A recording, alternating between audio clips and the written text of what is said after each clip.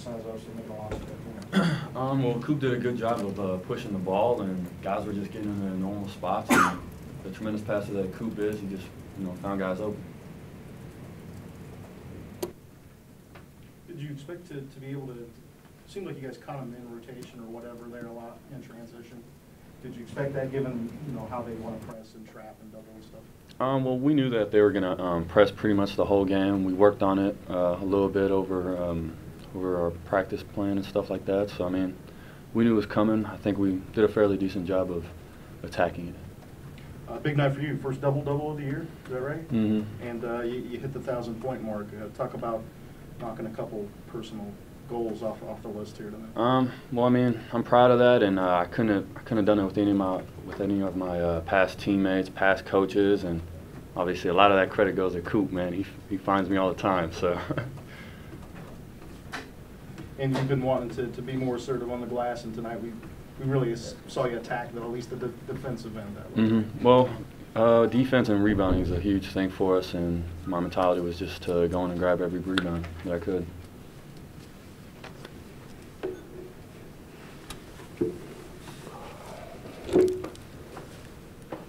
Coach, you want to make a statement? We're already into it now. Just ask me any questions you want. It's too late for that. You blew it already. It was sloppy at the end, but you're 2-0 on the road in the MAC play, and there's no apologies for that, right? Just talk about. No, it's sloppy at the end. It was definitely. I mean, it's not an apology. It's we have to understand that. We did a lot of really good things tonight. First and foremost, we rebounded the ball better on the defensive end. We obviously shot the ball better. We had 21 assists, but that's a good number for us. But you can't go 10 for 19 from the free throw line, and you can't have mental lapses towards the end of the game, especially with our team, because we have 9 juniors and seniors out there. So it was things we just got to clean up, things we got to keep talking about, and because again, obviously every game you play in this league, you don't want to give anybody any chance towards the end to gain momentum, especially in their building. So hopefully we'll learn and get better for Saturday. How much was the three in your plans coming in, especially in the first half there, and some of that second half breaking away was really seemed to be a big part of it. How much did you think you'd be? That's kind of how we play. I mean, we only have one low post scorer, so we have some guys, Nick, Ivo, Wall, DJ, and our guys off the bench are 3-point shooters. So we're hitting about 9 a game. Tonight we hit 12. So I think but we got, this is as well as we've shot the ball on the road. We have really shot the ball well at home from 3, and on the road we usually have not. But tonight we shot the ball extremely well on the road. Nick, talk about that run early in the second half. You guys hit 5 straight threes, and what kinds of things were helping you guys find open space during that period of ball? I think it was just, them pressing us. Coach always tells us to attack the pressure, find open spaces. If we're not getting layups, and look for open threes. And we were able to do that. We moved the ball, found guys, and we were ready to shoot the ball. As usual, Kellogg didn't answer the question correctly. The reason why 3-point shots were open is our post players were running the floor. So when your post player runs down the middle, the defense kind of has to shrink in to take a layup away. And if our wings now run behind him, you get 3-point shots. It'd be nice to know how he knows how to get one, because he can reward the guys who are running. So. Yeah, that's it. He did it on the court. He told me to run down the middle.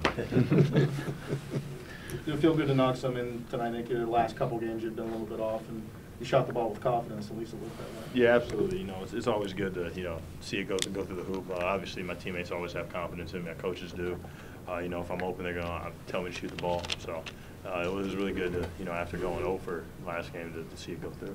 And just from a player's perspective, what's it like to be 5-0 in the MAC right now, and 2-0 in your first 2 road trips? It feels good. Obviously there's things we still need to work on and improve on, like finishing out games toward the end. I think that'll just come with time and getting better. But it feels really good to be in the position that we're in. We've worked hard for it, and we're going to keep working to get better. You got a pretty good run in the works here.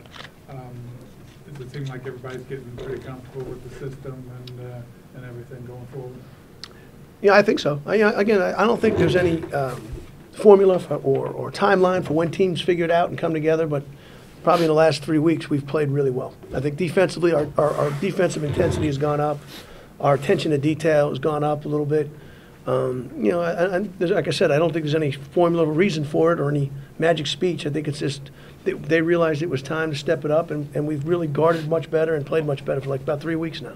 So that's obviously encouraging. Last question? Just, Thanks, guys. just Jim, real quick, could you talk about how you guys kind of ground through that first half?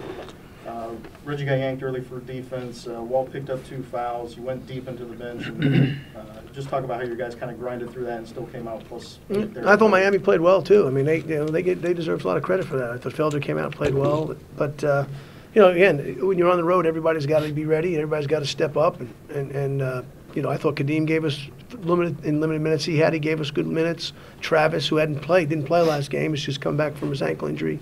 He gave us good minutes. So again, that's what it takes. You know, these are 40-minute games. You don't walk in here and you don't walk into Millette Hall. I've coached here. You don't walk into Millette Hall and expect to beat them like a drum off the tap. They're going to play hard. They're well coached, and it's going to be a 40-minute game. We know that coming in. So you know, to be up 7 at halftime, I don't know if we've been up all year at halftime, have we?